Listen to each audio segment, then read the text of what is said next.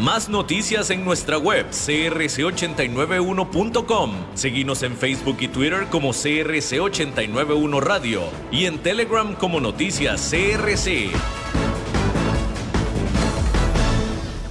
CRC 89.1 Radio y Cadena Radial Costarricense no se hacen responsables por las opiniones emitidas en este programa. Transcomer, puesto de bolsa de comercio, presenta A las 5 con Alberto Padilla.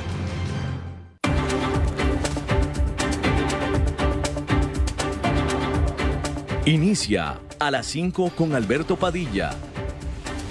Un programa diseñado con el objetivo de llevarte diariamente un tema de actualidad, acompañado siempre de reconocidos editorialistas, de lunes a viernes a las 5 de la tarde por CRC 89.1 Radio. A las 5 con Alberto Padilla.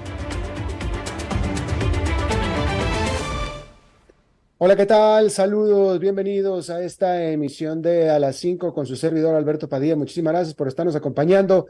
Gracias por estar ahí. Le mando cálidos saludos desde la señal y las instalaciones de CRC 89.1 Radio en San José, Costa Rica, desde donde estamos transmitiendo hasta el punto, en el tiempo y en el espacio en el que usted nos está escuchando, porque estamos saliendo en diferentes vías simultáneamente, por ejemplo, en Facebook Live, en la página de este programa, A las 5 con Alberto Padilla. Estamos disponibles en el canal de YouTube de este programa. Estamos también en podcast, en las principales plataformas para ello, como Spotify, Apple Podcast, Google Podcast y otras 5 importantes más. Aquí en Costa Rica, este programa que sale en vivo en este momento a las 5 de la tarde, se repite todos los días a las 10 de la noche aquí mismo en CRC 89.1 Radio. Me acompaña en esta ocasión, tratando de controlar los incontrolables, el señor David Guerrero y la producción general de este programa, siempre poderosa, desde Bogotá, Colombia, a cargo del señor Mauricio Sandoval. Bien, hay que comenzar informándole que Rusia dijo que el plan anunciado de Estados Unidos de proveerle a Ucrania con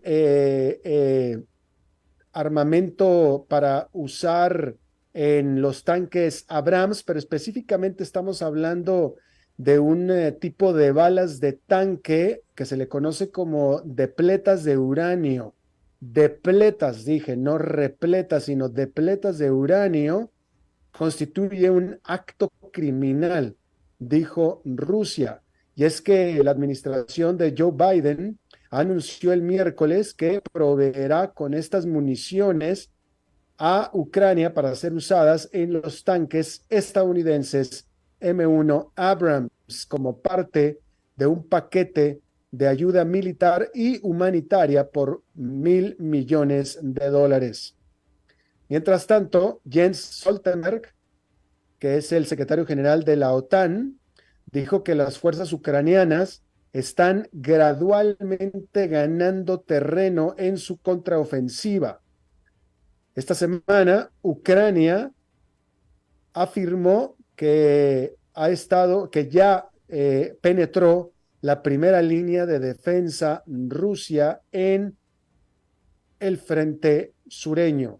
Todo esto estamos hablando en territorio ucraniano que tomó Rusia, que está tratando de recuperar Ucrania.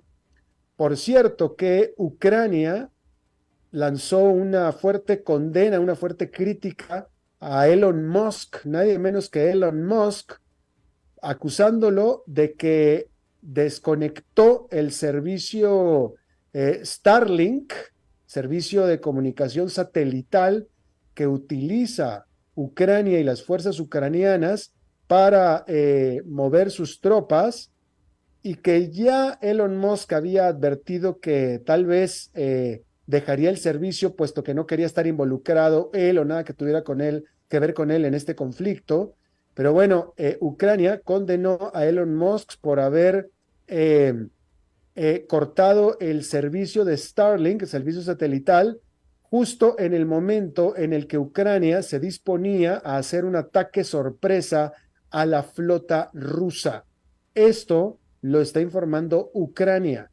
No lo informó ni Elon Musk ni tampoco los rusos. Ucrania es quien lanzó esta llamada y esta condena a Elon Musk por haber cortado el servicio satelital justo en el momento en el que se disponía a perpetrar un ataque sorpresa, un ataque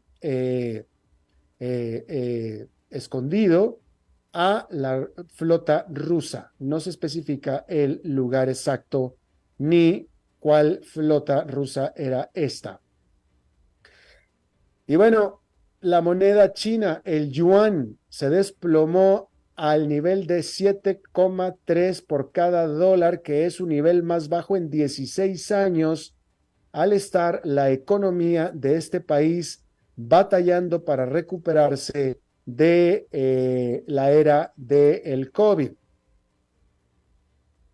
Los datos económicos que se liberaron este jueves están mostrando que las exportaciones de China cayeron un 8,8% anual durante agosto, lo cual es mucho, pero sin embargo es un mucho mejor desempeño que el 14,5% que presentó de caída durante julio. Es decir, en julio cayeron las exportaciones anualmente 14,5%, para agosto habían caído solamente 8,8%, que de todos modos es una caída brutal.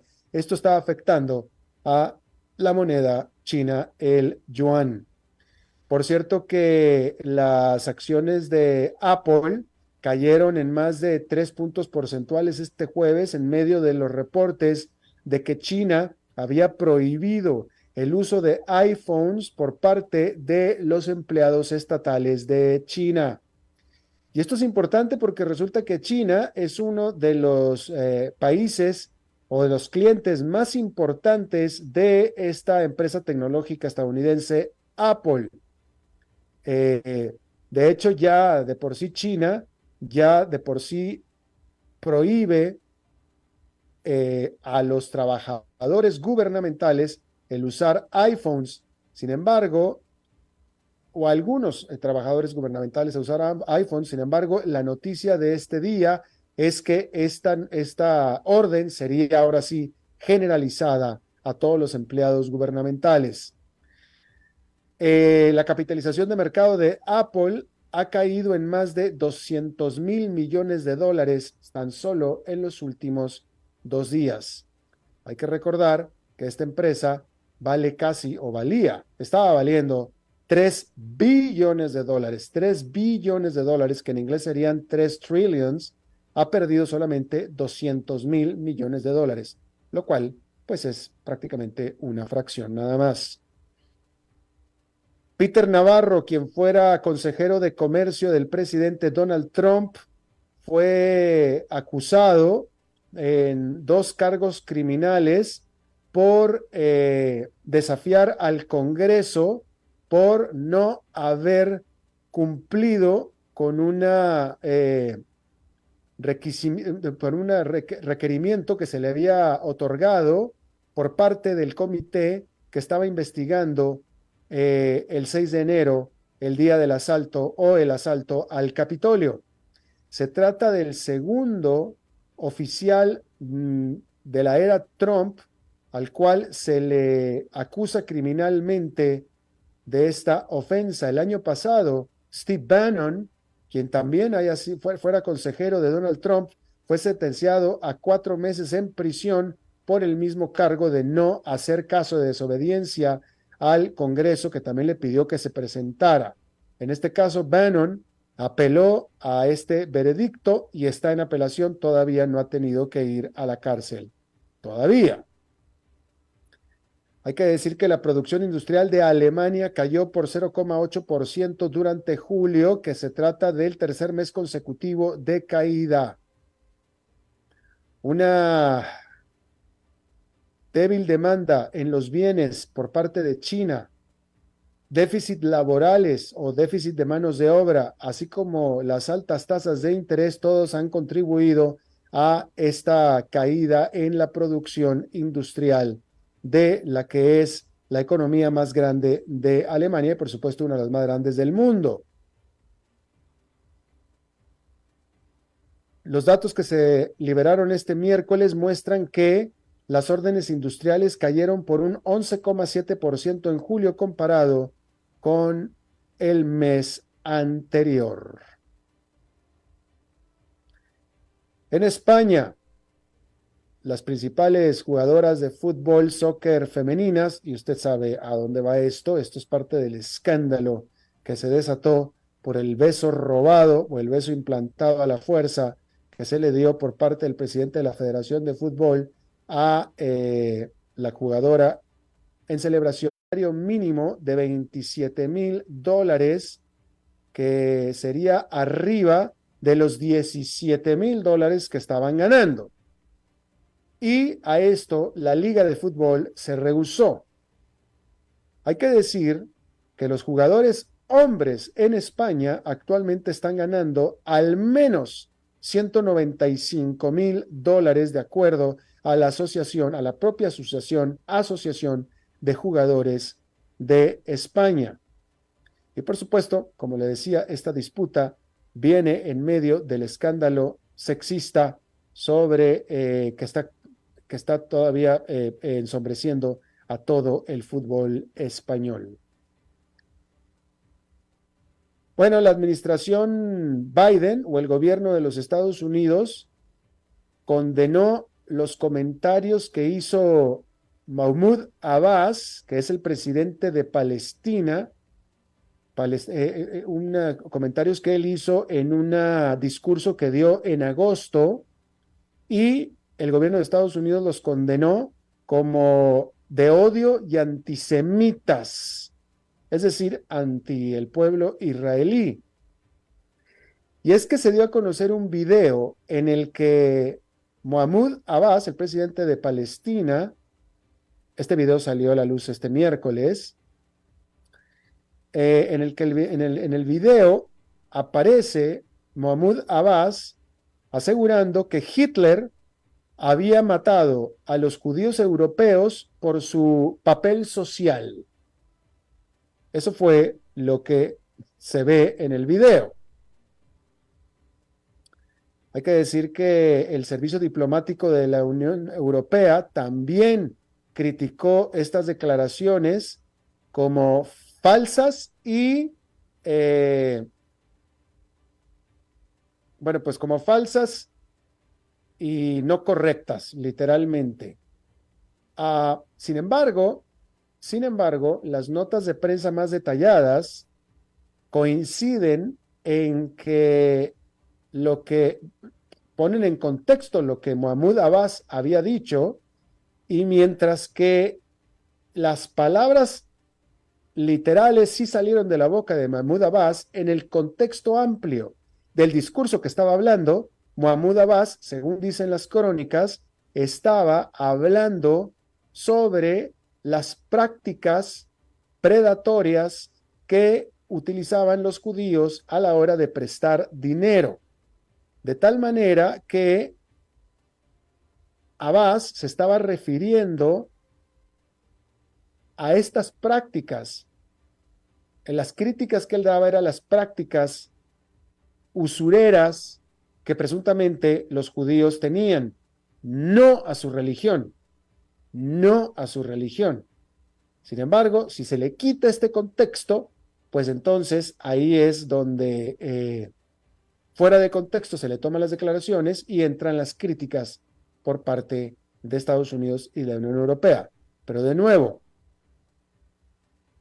aquellas crónicas que dan todo el contexto de el discurso completo hablan que él se refería a las prácticas usureras de los judíos, lo cual podría de todos modos considerarse discriminatorio, pero no se refería a que Hitler los haya matado por ser judíos, sino más bien por las prácticas que tenían o que hacían, que resulta que eran judíos. Eso es lo que dicen las críticas. Bien, por cierto, en este dato que publica The Economist este día, que me parece muy interesante, The Economist, la revista, habla de que en el 2020 la riqueza mundial, que es el total de la riqueza que tiene la población mundial, era de 510 billones de dólares en el 2020, 510 billones de dólares. Bien sabemos que la gran mayoría de esta riqueza lo tienen unos cuantos y el resto de la gente no. Pero ese es otro punto. La riqueza total del mundo en el 2020 era de 510 billones de dólares.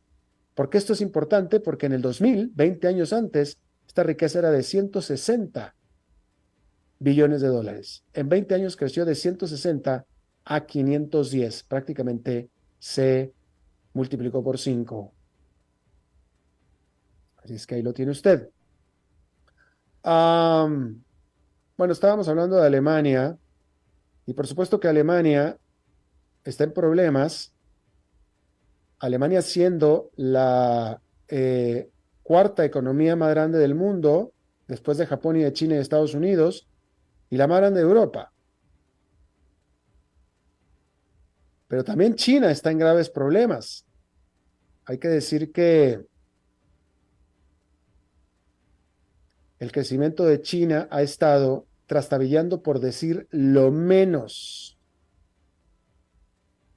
Y algunos están pensando, algunos economistas están empezando a pensar que con todos los excedentes de inventario que tiene China en este momento, puesto que los chinos no están consumiendo y tampoco el mundo necesariamente le está comprando mucho a China en este momento, algunos economistas están empezando a preocuparse de que China va a estar tratando de abaratar sus exportaciones para tratar de sacar inventarios. Y una de las maneras de hacerlo es, de manera deliberada, devaluar el yuan que estábamos viendo hace un momento. Sin embargo, no todos están de acuerdo con este temor. Y se refieren a los ejemplos y a la historia y al desempeño de China en el pasado y señalan que China en realidad ha mantenido históricamente ha mantenido a su moneda bastante estable si se le compara en comercio, en todo lo que respecta a comercio, sobre todo en los últimos años. Hace tiempo que ya no se le acusa a China de hacer dumping, por ejemplo. ¿Sí? Y también ha sido pues bastante cuidadosa de evitar o de generar salidas de capitales que pudieran desestabilizar a la economía en general, especialmente después de la devaluación y de los resultados que dio la devaluación bastante mal ejecutada del 2015, de acuerdo a los analistas. Sin embargo, hay que decir que hay esperanzas de que esta acumulación de exportaciones que está teniendo China ya haya llegado a su fondo, porque la economía global en realidad no ha sido ni ha mostrado debilidad tan grande como se pensaba en un momento. ¿Sí? La economía global se empezó a desacelerar, etcétera, pero no de la manera como se estaba estimando. Y hay que decir que los envíos que hace China y que ha hecho China a Asia, a Latinoamérica y a África han probado ser más resistentes a la desaceleración este año sobre todo que, por ejemplo, a los cargamentos que ha estado mandando hacia los Estados Unidos, por ejemplo. Y sobre esto, las cifras que se liberaron este jueves están mostrando que las exportaciones chinas crecieron en términos de dólares o en términos en dólares durante agosto en comparación con el mes anterior, aun cuando la cantidad exportada haya sido bastante menor que la registrada hace un año. Lo cual, esto representa una buena noticia, al menos una buena noticia para China dentro de una serie de variables económicas que francamente han sido bastante negativas en este momento. Por cierto que se está poniendo una nota de cuidado a una huelga que amenaza a dos de las más grandes plantas de gas licuado de Australia, propiedad de la estadounidense Chevron. El nombre de estas plantas son Gorgon y Wheatstone. Y el sindicato que maneja estas plantas ha estado amenazando con huelga en demanda por aumentos salariales. El sindicato en Australia, pero esto tiene implicaciones mundiales, no nada más es que le estoy hablando de lo que está pasando en Australia, esto tiene implicaciones mundiales. Hay que decir que estas plantas generaron 7,000 millones de dólares el año pasado, que representa prácticamente la quinta parte de toda la utilidad de la gigante Chevron, ¿sí? Esta amenaza de huelga estaba planeada para este jueves y fue postergada por al menos un día más, por lo pronto, mientras ambas partes están negociando. Pero el problema es que una huelga en estas plantas podría afectar a todo el mercado de gas licuado del mundo, porque estas dos plantas representan cerca del 7% de todo el gas licuado del mundo. Y un paro prolongado podría traer o podría generar esta parte que le corresponde a estas plantas, pues podría simplemente quedarse fuera de línea. Y el mundo se quedaría básicamente sin el 7% de la provisión de gas licuado del mundo.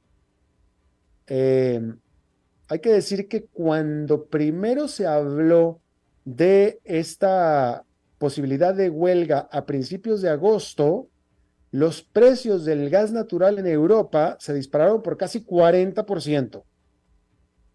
Casi 40%. La empresa, Chevron, ha tratado de calmar a los inversionistas y al público en general, y hasta el momento pues parece que ha funcionado, porque según Chevron, ellos aseguran que pueden manejar estas plantas sin problema por muchos meses, con lo que le llaman ellos nada más una cantidad esquelética de empleados. O sea, un pequeño grupo de empleados no sindicalizados, es lo que dicen ellos.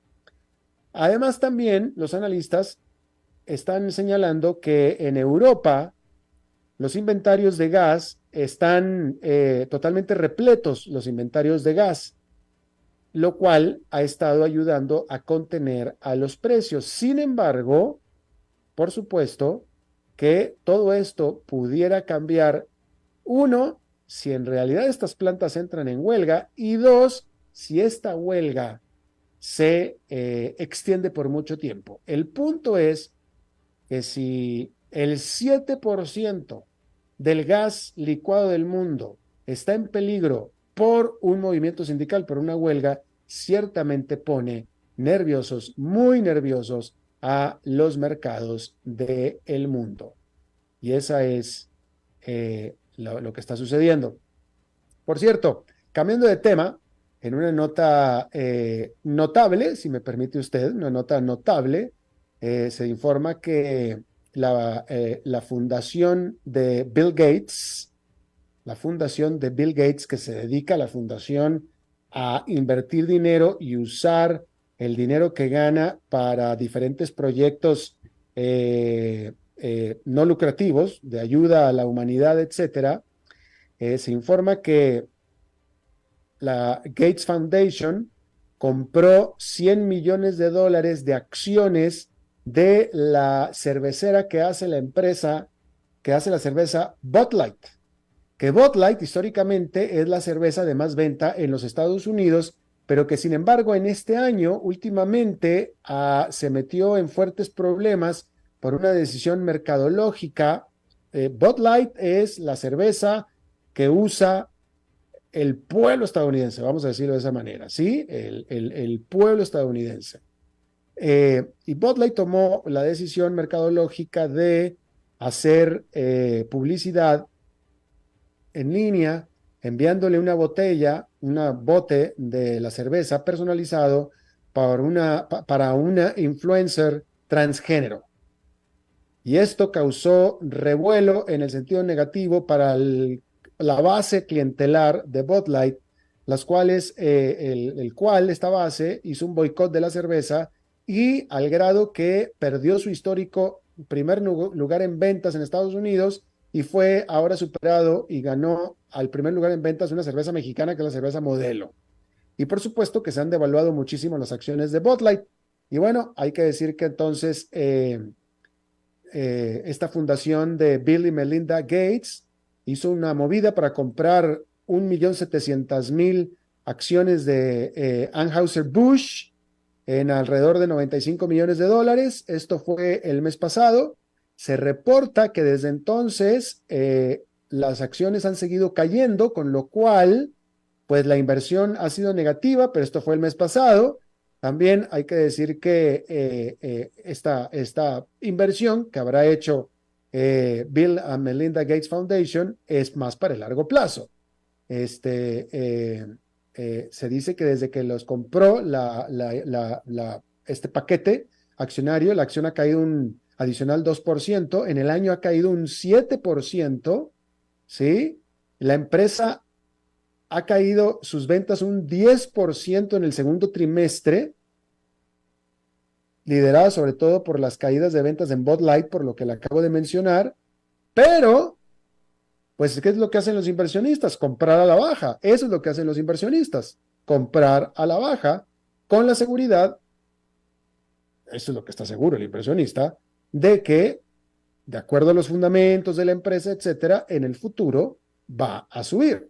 Y eso es lo que está haciendo la Fundación Bill Gates, haciendo una apuesta a que en el futuro las acciones van a subir. No importa que sigan bajando ahora, que si pudieron comprar un poco más barato, evidentemente pareciera que sí pudieron, porque las acciones han caído un 2% desde que compraron, pero en el nivel en el que ellos compraron se sintieron a gusto. Probablemente, bueno, no probablemente no, un inversionista cuando compra acciones tiene que aceptar, sobre todo si son acciones a la baja. Es imposible medir cuánto más van a bajar las acciones. Uno compra cuando se siente confortable con el precio, compras y es muy probable que la acción siga bajando, lo cual un inversionista ya espera, pero como uno está invirtiendo a largo plazo, en el largo plazo está con la seguridad de que van a subir. Y eso es lo que está haciendo Bill y Melinda Gates. Y si ellos lo están haciendo, o la fundación lo está haciendo, sería probablemente un buen momento de compra para usted, si es que está usted interesado en comprar acciones. Bill y Melinda Gates parecen estar de acuerdo en que es un buen momento para comprar. De hecho, hoy es mejor momento para comprar estas acciones que cuando las compraron ellos, porque han caído un adicional 2%. Vamos a hacer una pausa y regresamos con nuestra entrevista de hoy. A las 5 con Alberto Padilla, por CRC 89.1 Radio. Ok, ya te has reído con nosotros, has aprendido con nosotros y nos hemos conocido más. Pero es hora de ponernos serios. El mejor momento para invertir fue hace 10 años y el segundo mejor momento para hacerlo es hoy. Entra a transcomer.com, convertite en un inversionista y transforma tu destino. Transcomer, puesto de bolsa de comercio. Construyamos juntos su futuro. Somos expertos en eso. Acueductos y Alcantarillados trabaja para ofrecerle más y mejores servicios. Con una inversión de más de $1.000 millones, la Ruta del Agua está agilizando la construcción de acueductos a nivel nacional para llevar agua potable a más de 1.300.000 personas. Y por medio de la ruta de saneamiento, se está impulsando la construcción de alcantarillados sanitarios que beneficiarán a más de 1.200.000 personas. AIA, haciendo que fluya el desarrollo.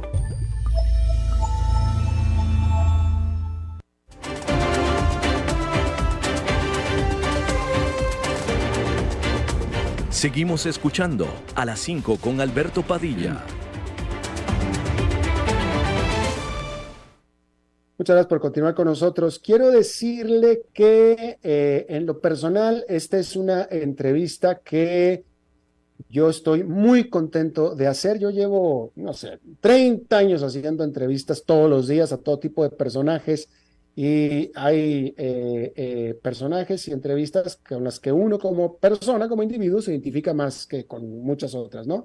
Yo creo que esta es una de las que yo puedo calificar como entrevistas excepcionales y que me da mucho gusto poder hacer. Voy a empezar un poquito de contexto. Usted se acuerda, porque esta noticia le dio la vuelta al mundo, hace varios años con este accidente aéreo de este avión que acuatizó en el río Hudson, que se le conoció como el milagro del Hudson. ¿Se acuerda usted?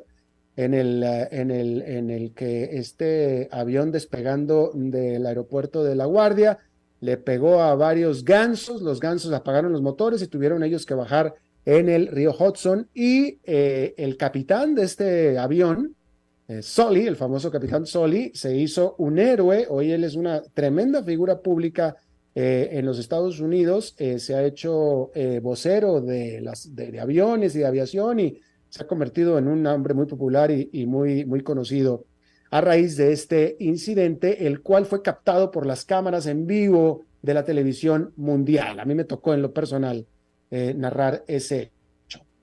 Pero la verdad de las cosas es que fue un hecho excepcional, fue un hecho milagroso, fue un milagro definitivamente, pero no fue la primera vez que sucedió algo así, y ni siquiera diría yo que la más riesgosa y peligrosa, porque varios años antes, y no fue tan conocido, hubo un caso de otro avión, un Boeing 737, que prácticamente hizo lo mismo, aterrizó de emergencia, no en el agua, sino en la tierra, no en pavimento, sino en un campo, en el estado de Luisiana, en Estados Unidos, donde se salvaron todos los pasajeros y también se salvó el avión. El avión siguió volando después. Fue un aterrizaje perfecto, como si hubiera aterrizado en una pista de aterrizaje normal, y esto fue en un campo, ¿sí? Y lo más interesante de todo, no hubo tanta cobertura, porque esto fue, pues de nuevo, fue en un campo, no hubo tanta cobertura, desafortunadamente, pero lo más interesante de todo es que este avión, pero específicamente los tripulantes y específicamente el capitán de este avión, eran latinoamericanos, sobre todo centroamericanos. Era un avión de la aerolínea TACA, volando de Centroamérica a Nueva Orleans y descendiendo hacia Nueva Orleans en Luisiana, entró en problemas, se apagaron los motores, no los pudieron reiniciar y tuvieron que aterrizar en un campo. Todos sobrevivieron, no hubo heridos. El propio avión lo compusieron, lo repararon y después siguió volando. Y para mí es un orgullo tener con nosotros al capitán de ese vuelo, el capitán Carlos Dárdano, que acaba justamente hace unos días de jubilarse después de décadas y décadas de carrera de aviación. Capitán Dárdano, me da muchísimo gusto saludarlo. Gracias por aceptar esta entrevista. No, el gusto es mío, Alberto. Es un honor para mí poder tener esta entrevista contigo. Has sido una persona que he seguido por años y años, desde los tiempos del incidente de allá por 24 de mayo de 1988. También en aquella época de la guerra civil aquí en Nicaragua, yo transportaba a muchos colegas tuyos en vuelos particulares de El Salvador a Nicaragua y viceversa, para traer las noticias, y de aquí las transmitían ustedes, me imagino, vía satélites, etcétera, etcétera, etcétera. Entonces he estado con cierta familiaridad con personajes como tú en el ámbito del reporte, y lógicamente CNN desde sus principios, ¿no? Sí, efectivamente. Muchísimas gracias, capitán. Le agradezco muchísimo. Oiga, dígame una cosa. Usted se acaba de jubilar después de, ¿qué fueron? ¿40 años como carrera de aviación? En la línea aérea, 42 años y medio. En TACA, que después fue absorbida por Avianca. Correcto. Antes de eso yo comencé a volar y yo adquirí mi licencia de piloto en 1975. Fíjese nomás. Bien, ahora vámonos a aquel año, porque es que esto es muy importante, capitán Dárdano, porque de nuevo, la atención mundial se fue sobre el accidente y el milagro del río Hudson, y nadie habla del milagro de Luisiana, ¿no?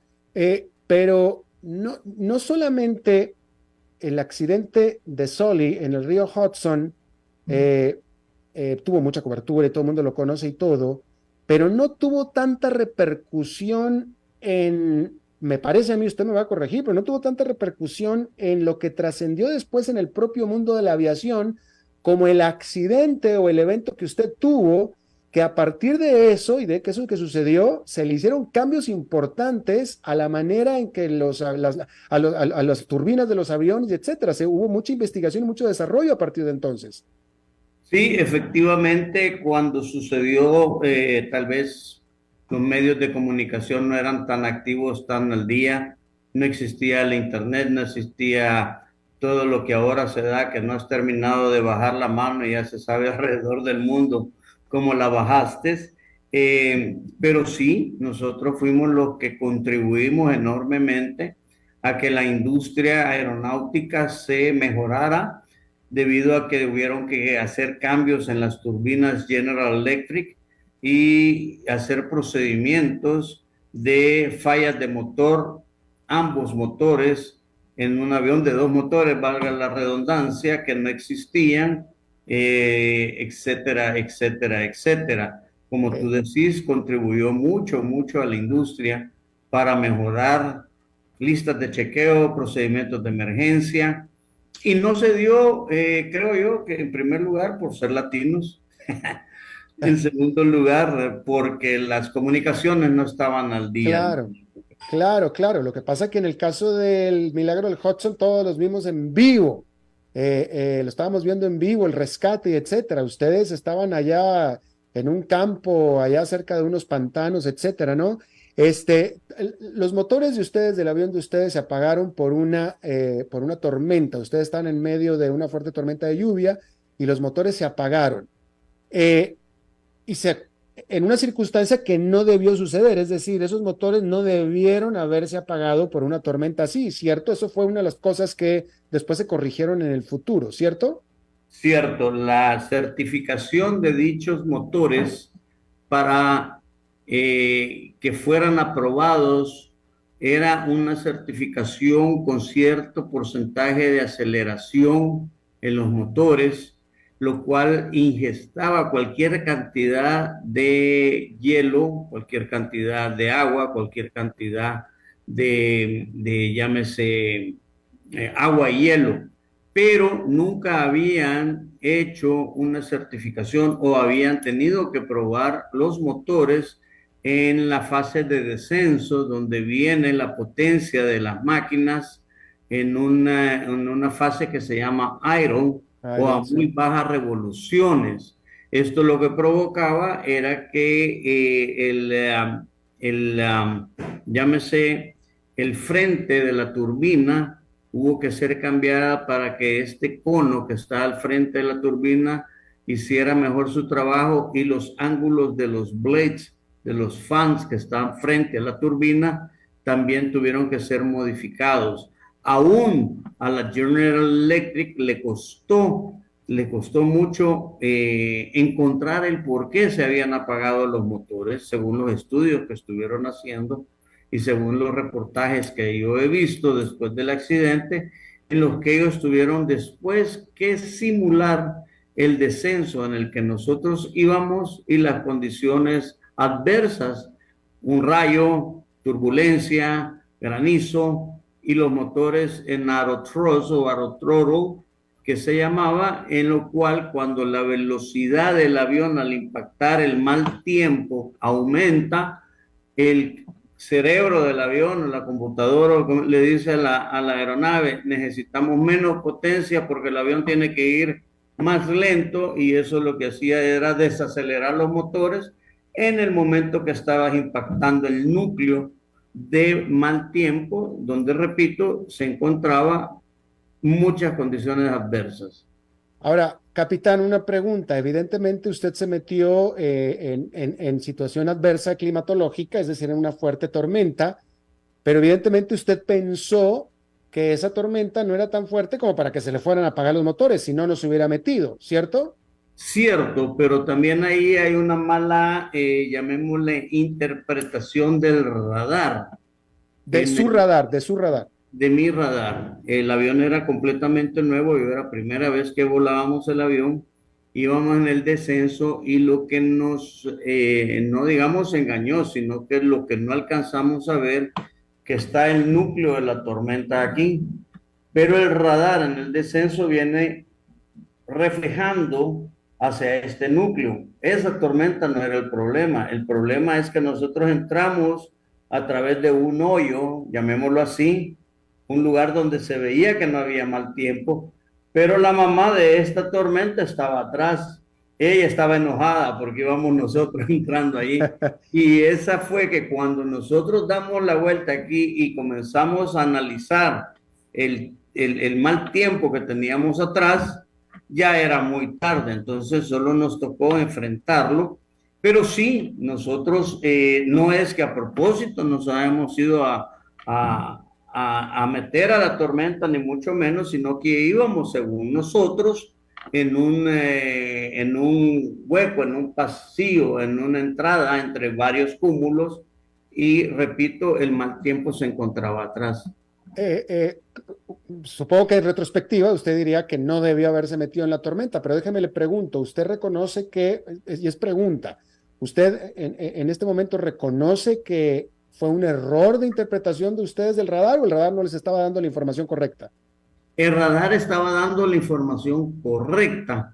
Lo que no entendíamos nosotros en ese momento, que había un área que de la información que estaba dando, que era la parte de atrás, que no la reflejaba el radar, y eso no lo teníamos nosotros en nuestro haber. ¿Y por qué no lo entendían, capitán? ¿Por falta de entrenamiento, el radar? ¿Por qué no lo entendían? No, simple y sencillamente, primero era un radar nuevo en el equipo, era el avión nuevo en la línea aérea, y segundo, esa situación nunca la habíamos afrontado nosotros, porque se dio todo al mismo tiempo. Se dio que era una cadena de cúmulos nimbus, se dio que nosotros íbamos en el descenso, se dio que íbamos ¿cómo se llama?, en toda la automatización del avión. Se vio que nosotros ingresamos al mal tiempo por el orificio, por el hoyo, como se llama cuando uno está ingresando, y todo eso estaba bien, no había ningún problema. Es más, nosotros estábamos claros, ya habíamos bordeado el mal tiempo más de 25, 50 millas hacia el este de la aerovía, y cuando cuando interpretamos en el mismo radar que eso se podía hacer, nosotros ingresamos hacia, entre paréntesis, el lugar donde pensábamos o donde nos indicaba que había ese paso. Ya. ¿A qué altitud perdieron los motores? A 16,000 pies aproximadamente. Y había que bajar hasta el nivel del mar, porque básicamente Luisiana, esa parte de Luisiana está en el nivel del mar. Y en 16,000 pies, evidentemente no pudieron reiniciar los motores. Entiendo, era de noche, ¿no es cierto, capitán? No, hay dos correcciones ahí, Alberto. Sí reiniciamos los motores, curiosamente, y era a pleno al mediodía. Ah, era de día. Lo que sucede es lo siguiente: como te digo, el impacto de las turbinas en el núcleo del mal tiempo detuvieron la circulación de las fans de la turbina. O sea, eso se engranó, eso se congelaron, las dos fans de las turbinas se congelaron, pero en medio segundo. Eso provocó que las turbinas se apagaran.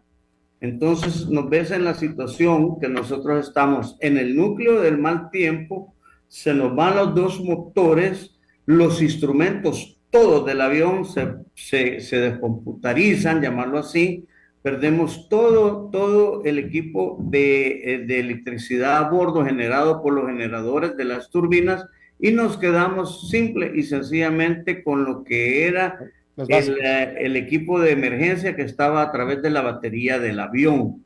Entonces, en ese momento, que para mí es la fase más delicada de toda la tormenta, era volar el avión. Y el avión había que volarlo en unas condiciones adversas impresionantes.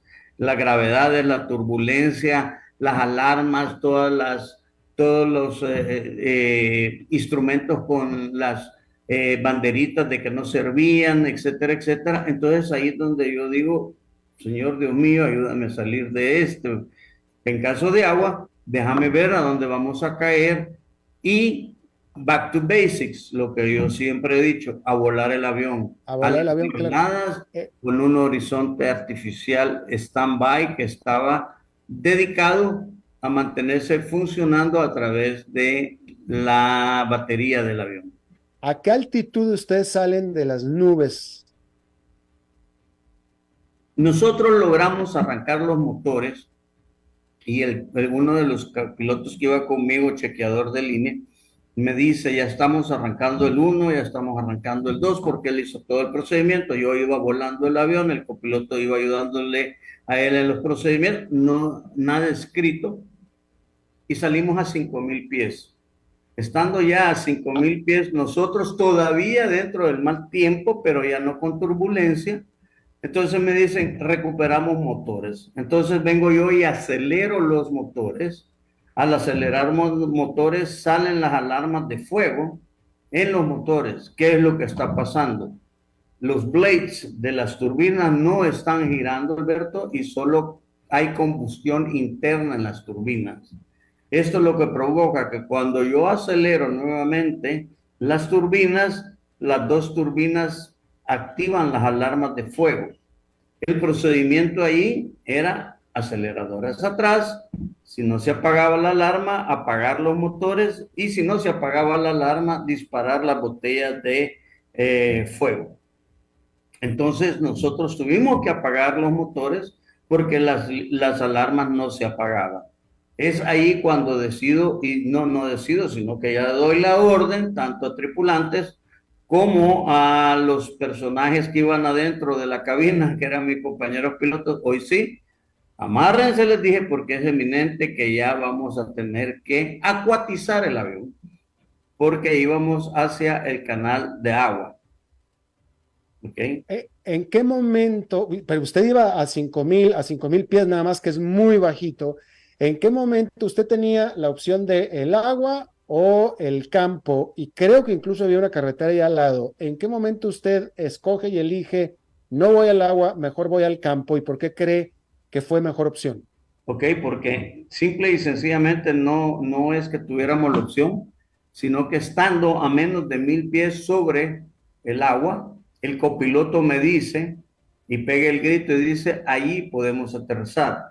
Era simple y sencillamente que había una borda que protegía el canal de agua, que es el Intercontinental Canal que pasa allá por Nueva Orleans, que llega por todo el Estados Unidos, y ese canal tenía una borda. La borda estaba aquí y en la parte de atrás de la borda había llámese un potrero, llámese un campo, llámese lo que fuera, y al final de eso había otro desagüe de agua.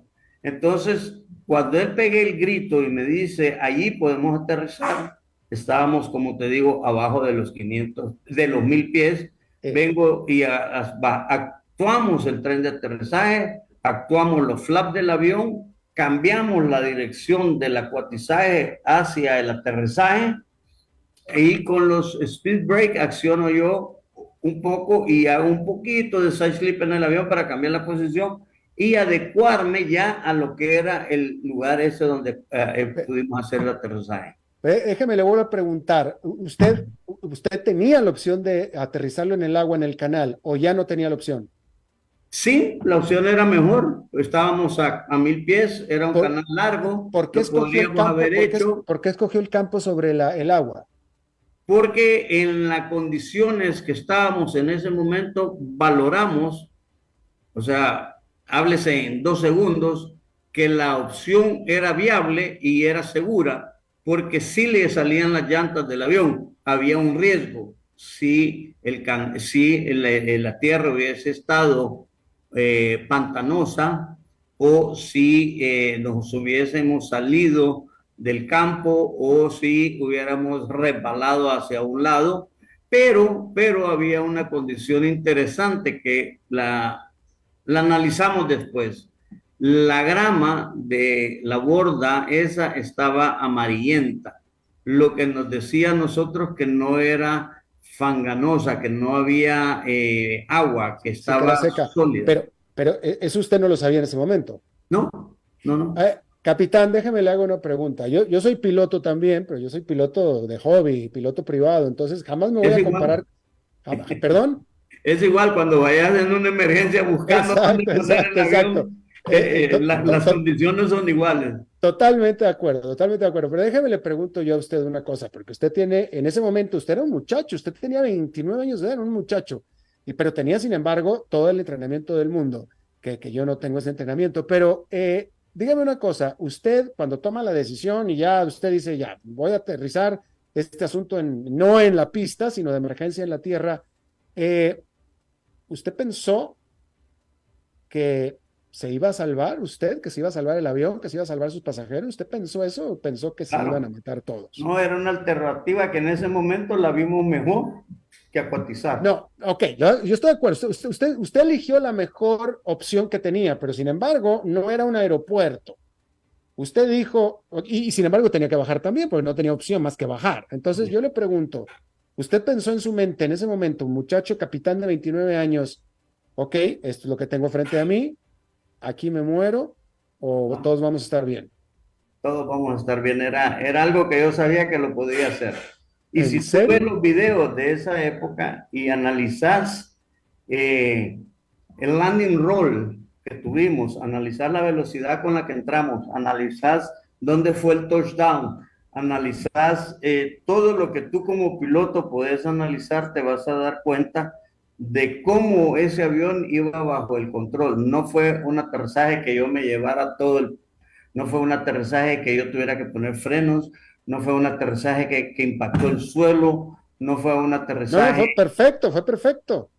fue perfecto. Alguien hizo alguna vez alguna comparación con el Space Shuttle de la NASA y no, le dicen, el Space Shuttle de la NASA viene completamente computarizado y esto fue un Yo, millón de veces más difícil haber tomado tanto la bueno, decisión como haber salido avanti, como dicen los italianos. no, totalmente. Y para el público, bueno, búsquenlo en Google porque ahí está toda la información sobre este vuelo, pero fue tan bueno el aterrizaje que a ese avión, al lado de donde aterrizó el capitán, había una carretera o algo por el estilo, pero ese avión ahí mismo, en ese lugar, lo único que hicieron fue cambiarle las turbinas con turbinas nuevas y de ahí mismo lo despegaron para volar al aeropuerto de Nueva Orleans. El avión siguió trabajando para atrás con tiempo, fue vendido y hace año y medio, 2 años terminó de funcionar en la línea Southwest y lo retiraron el Sí, avión y pasó a la historia. Pues definitivamente los motores se había quemado uno, el otro estaba bueno. Donde caímos, Alberto, era Space Shuttle, no, era un lugar de la NASA, un lugar Mission. de la NASA, sí. Y entonces caímos en un lugar privado, entonces nadie podía llegar a ver ni siquiera el avión, solo por helicópteros y esto y lo otro. Hasta en eso tuvo suerte la línea aérea ahí. Y como tú dices, lo remolcaron, había una calle, una pista de taxeo o algo, quitaron, desalojaron todo lo que tenía el avión y lo despegaron los pilotos de la Boeing. De la Boeing, sí, claro, Llegaron y lo llevaron ahí al a aeropuerto. Molson. Ahora, capitán, usted hizo un excelente trabajo con los recursos que se le presentaron enfrente. Y uno de sus recursos fue que tenía ese campo abierto enfrente. Eh, si hubiera estado en otra parte del país o en otra parte donde no hubiera habido ese campo, donde hubiera habido tal vez montaña o bosque con pinos altos, etcétera, si no hubiera Fuera otra tenido ese historia. recurso que usted tuvo, Fuera otra historia. fuera otra historia, ¿no es cierto? Sí, definitivamente. Ahí es la mano de Dios, ahí es el milagro, por muy limber que uno sea, si las condiciones al final no se hubiesen dado, definitivamente. Lo más que hubiera pasado es que hubiéramos hecho un acuatizaje, que yo estaba más que seguro porque de alguna manera en mi juventud tuve experiencia en aviones anfibios, pequeña experiencia, pero tuve. Y la otra experiencia que tuve bastante fue que cuando yo inicié en TACA, el capitán con el que yo andaba, que era un capitán de origen americano, Don Scott, me enseñó mucho al planeo y el manejo de la energía del avión y hacer power off landings, etcétera, etcétera, etcétera. Entonces, para mí en ese momento, llevar el control del avión. Yo sabía perfectamente cómo poder hacer con un avión power off landings sin preocuparme mucho. Yo tenía el know-how del planeo, el know-how del manejo de la velocidad, el know-how del speed brake en condiciones de planeo, repito, para con ello poder haber hecho lo que hicimos. Oiga, capitán, usted tenía nada más 29 años, era muy jovencito, estaba para todo fin práctico comenzando su carrera, después de que duró 40 años ahí. Nunca se lo replanteó, no se asustó como para decir, ya no vuelo más. No, fíjate que no. No sé si tú sabes, a mí me pegaron un balazo en la cara y perdí el ojo izquierdo en un ataque guerrillero. Eso fue antes, ¿no? Fue en el 82 y yo andaba volando también. ¿Ok? Y salí volando de ahí. Y soy piloto acróbata y estoy claro, mi papá fue piloto y el abuelo también. Entonces, no, para mí la aviación no es como que andes en una bicicleta, te caigas y te tienes que volver a subir, pues, o andas en la moto y te caes y te vuelves a subir, ¿verdad? Gracias a Dios nunca me entró el miedo, gracias a Dios pude terminar mi carrera y he disfrutado cada momento, he hecho mucho, como te digo, análisis al respecto y no, contestando tu pregunta, no.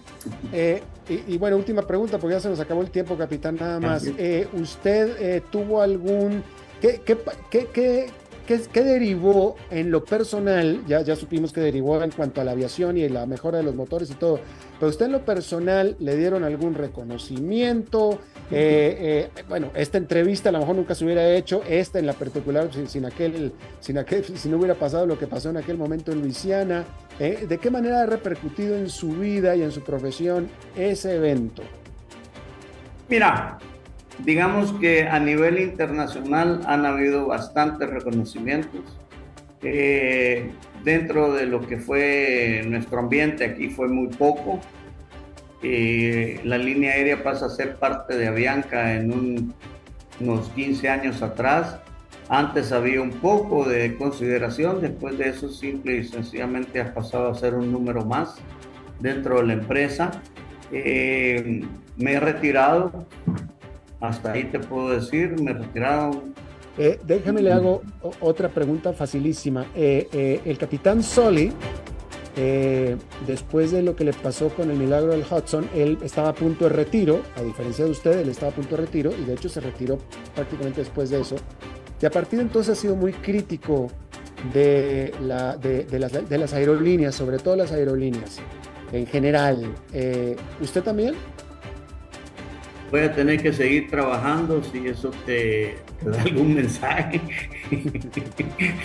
¿Qué más te puedo decir a diferencia? Aún en Estados Unidos, si él la criticó, te puedes imaginar cómo podemos hablar de las latinoamericanas. Pero gracias a Dios hemos concluido con la frente en alto. Nos vamos por la puerta ancha. Y ¿Cuántas horas de vuelo acumuló, capitán? Yo cuando entré en la línea aérea tenía ya 5.300 horas. Tú sabes que un piloto en línea aérea volará entre 800 a 1.000 horas anuales, más lo que yo tengo una escuela de aviación, vuelo dando clases, hago shows aéreos, vuelo Stearman, vuelo en Christian Eagle. Mi fanatismo es andar en los aviones, así que no sé, ahí podemos decir que son 40, desde el 75 estoy volando y voy a continuar volando hasta que Dios me lo permita. Así que me encantaría algún día de estos poder seguir en contacto, invitarte a El Salvador para que conozcas y dar una vuelta en avión por estos lados. ¿Tú vives en Costa Rica? Yo estoy casi en Costa Rica, sí, básicamente. Ok, yo voy en la semana del 16 de noviembre a darles un entrenamiento a 6 o 7 pilotos costarricenses a Quepos. vamos a hacer una base en Quepos y vamos a hacer algo. Después, fuera del aire, nos ponemos en contacto y me encantaría conocerte en persona. Aquí nos vemos, claro que sí. Capitán Carlos Dárdano, que acaba de jubilarse después de décadas de exitosa carrera de aviación. Le agradezco muchísimo, capitán. Fue un honor charlar con usted. No, el honor es para mí que te hayas fijado en esta persona y nos hayas querido entrevistar. Muchas bendiciones y muchas gracias por la atención tuya. Muchas gracias. Bien, pues espero que haya disfrutado esta entrevista, como lo disfruté yo también. Es todo lo que tenemos. Muchísimas gracias por habernos acompañado. Nos vemos a la próxima. Que la pasen muy bien. A las 5 con Alberto Padilla fue traído a ustedes por Transcomer, puesto de bolsa de comercio. Construyamos juntos su futuro. Somos expertos en eso.